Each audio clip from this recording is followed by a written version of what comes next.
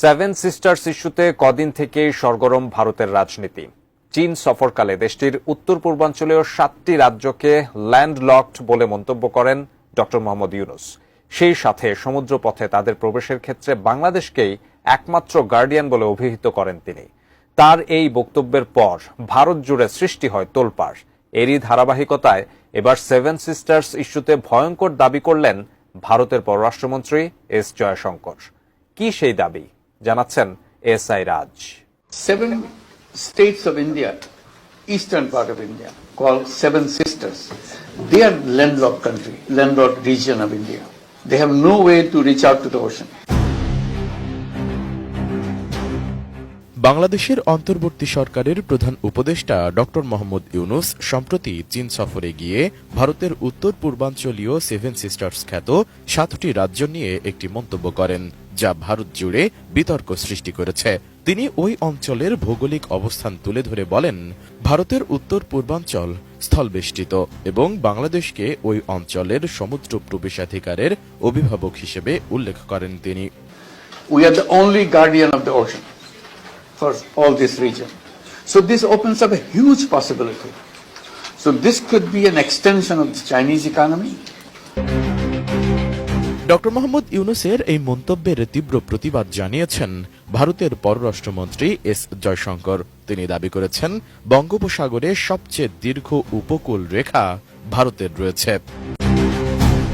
ভারতীয় সংবাদ মাধ্যম এনডিটিভি জানায়, বৃহস্পতিবার Bay of Bengal initiative for multi sectoral technical and economic cooperation বিমস্টেকের এক আলোচনায় এস জয়শঙ্কর ভারতের কৌশলগত অবস্থানের গুরুত্ব তুলে ধরেন। এ সময় ভারতের পররাষ্ট্রমন্ত্রী বলেন, বঙ্গোপসাগরে দীর্ঘতম উপকূল রেখা রয়েছে ভারতের, যা প্রায় ৬৫০০ কিলোমিটার। ভারত শুধুমাত্র 5টি বিমস্টেক সদস্যদের মধ্যে সীমান্ত ভাগ করে না, বরং তাদের অনেককে সংযুক্ত করে। ভারতীয় উপমহাদেশ ও আসিয়ানের মধ্যে সংযোগের একটি গুরুত্বপূর্ণ অংশও প্রদান করে। জয়শঙ্কর আরও বলেন, ভারতের উত্তর পূর্বাঞ্চল বিমস্টেকের জন্য সংযোগ কেন্দ্র হিসেবে আবির্ভূত হচ্ছে। এখানে সড়ক, রেলপথ, পানিপথ, গ্রিড এবং পাইপলাইনের নেটওয়ার্ক গড়ে তোলা হয়েছে, যা এই অঞ্চলের বাণিজ্য ও কৌশলগত সংযোগকে আরও মজবুত করেছে। ভারতীয় পররাষ্ট্রমন্ত্রী জোর দিয়ে বলেন, এই বৃহত্তর ভৌগোলিক অঞ্চলে পণ্য, পরিষেবা ও মানুষের অবাধ প্রবাহ নিশ্চিত করতে ভারত সহযোগিতা এবং সুবিধা প্রদানের বিষয়ে প্রতিশ্রুতিবদ্ধ। গত এক দশকে ভারত বিমস্টেককে শক্তিশালী করার জন্য আরও বেশি মনোযোগ দিয়েছে। সহযোগিতা একটি সমন্বিত দৃষ্টিভঙ্গির বিষয়, পক্ষপাতমূলক কোনো সিদ্ধান্ত নয়। এদিকে বিশ্লেষকরা মনে করছেন, ড ইউনূসের বক্তব্য ভারতের উত্তর পূর্বাঞ্চলের ভূ রাজনৈতিক গুরুত্বকে সামনে এনেছে। এতে ভারত বাংলাদেশ সম্পর্কের নতুন মাত্রা যোগ হতে পারে।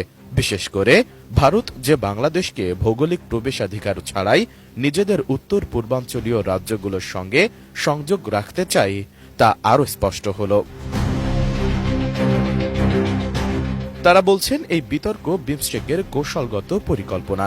সেই সাথে এটি বাংলাদেশ ভারত সম্পর্ক এবং আঞ্চলিক বাণিজ্যের ভবিষ্যৎকে কিভাবে প্রভাবিত করে তা এখন সময়ই বলে দেবে।